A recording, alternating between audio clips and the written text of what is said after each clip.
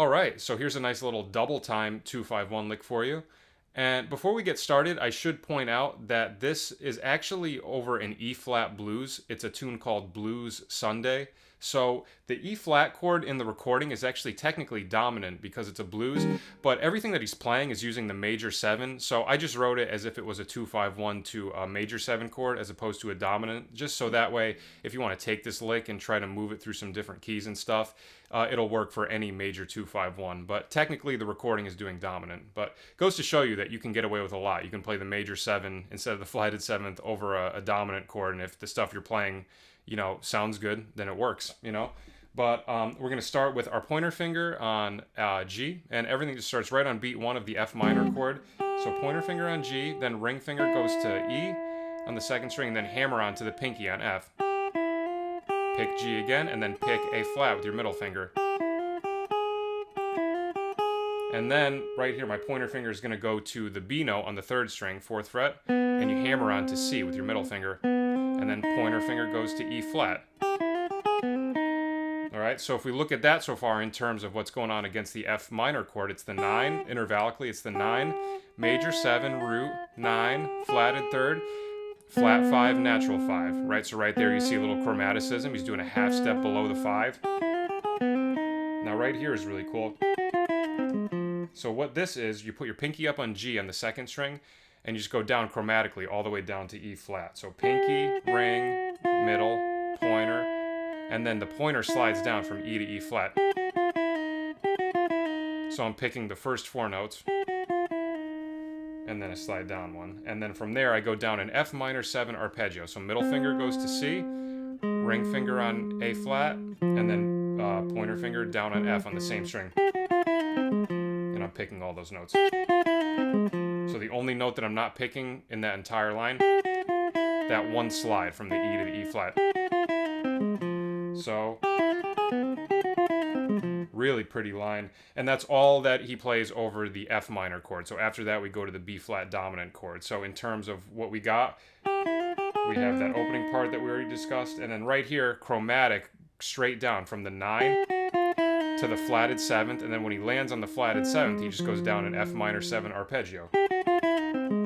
Alright? Now right here, this is where it gets a little bit tricky. This part doesn't line up the greatest on the guitar. Sometimes that'll happen when you're translating lines from other instruments onto the guitar, but I think it's really important to try to do stuff that brings you outside of your comfort zone and might get you thinking in ways that you normally wouldn't typically think of. And, I like to do a lot of that. That's why I like to do a lot of lines that aren't really specific to the guitar, because it kind of gets me thinking in a different way. But once we do this, then we're going to start with this is the start of the B flat 7 chord, pointer finger on D. So we start in the 3rd of the chord. So D, and then pointer finger goes to B flat, and then hammer on to C with your ring finger. Yeah. And then you actually pick these 3 notes. Pinky on A flat, ring finger on G, pointer finger on F. So far what we have right there over B flat 7, we have the 3rd, the root, the 9, the flat 7. If you look at that's a descending 3rd pattern, right? Right, if we went all the way down. Right, but he's just doing 2 sets of descending 3rds. And then the flat 7, 6, and 5. So, sorry. Yeah, the part I have the hardest time with is that jump from that F to the D. Yeah, so I mean, that's like an example, like I was saying, of something. It doesn't line up the greatest, but something new to work on, And then right here, this is really nice. So we put our pointer finger on B flat, and then you slide down a fret to A, and then your pinky is going to catch the A flat on the 4th string, 6th fret. So that's just like a chromatic, right? Bebop scale, root, major 7, flat 7. Really common little chromaticism that you do over a dominant chord. So you could start on the root, go down one, and then down another, and that gives you a chromatic from the root down to the flatted 7th. So.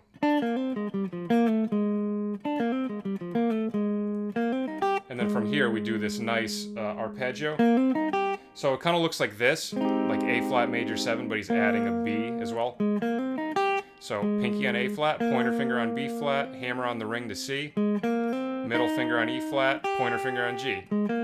So it's like a A flat major 7 arpeggio with the 2 as well. So 1, 2, 3, 5, 7 if you're looking at it against A flat, right? And I'm sure a lot of you know that already. If you're playing over a dominant chord, in this case B flat, you go a whole step down and play a major 7 arpeggio, and that gives you like the sus sound, right? Any of these kind of sus, right? So now we have.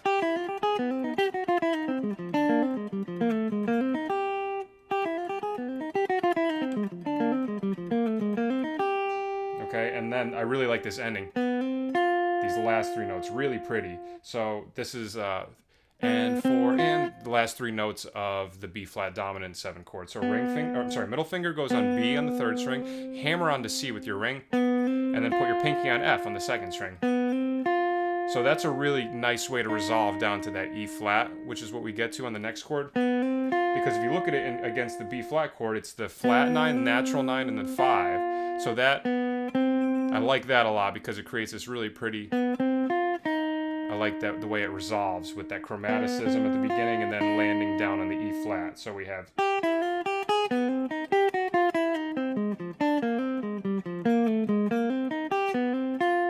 Alright, now it gets interesting here. We resolve to the E flat chord right here, but he lands on E flat and you expect it to go, right? Like do some sort of E flat kind of arpeggio, but he actually does F minor 7 again. The same thing we did here when we went. It's that same arpeggio, but we're the fingering slightly different because of where we're coming from. We start with our middle finger on the E flat, ring finger on C, pinky on A flat, and then pick the pointer finger on F. So.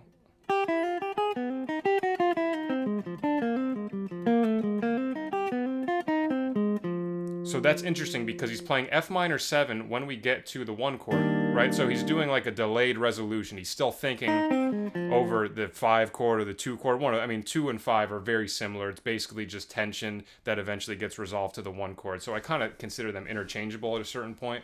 But he's either thinking of the 2 or the 5 still. And then it resolves right there. So after that, then he finishes off this line to resolve it to the 3rd of the E flat. So you put your pointer finger on D, ring finger on C, pull off to B flat, and then pinky on A flat, and then ring finger lands on G. Once you land on that G, that's kind of like where the clear resolution to the E flat chord happens, right? Because we're landing on the 3rd. So now we have.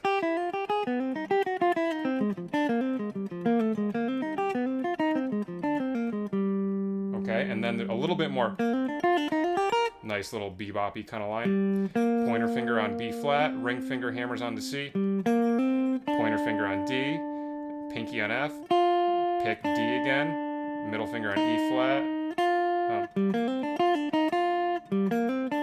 So I'm sorry, I might have said the articulation wrong there. Pinky, pull off to pointer finger on D, and then pick E flat and F. I'm sorry, E flat hammers onto F. So these 4 notes. You pick the 1st and 3rd note. And then I pick G and B flat in the 1st string.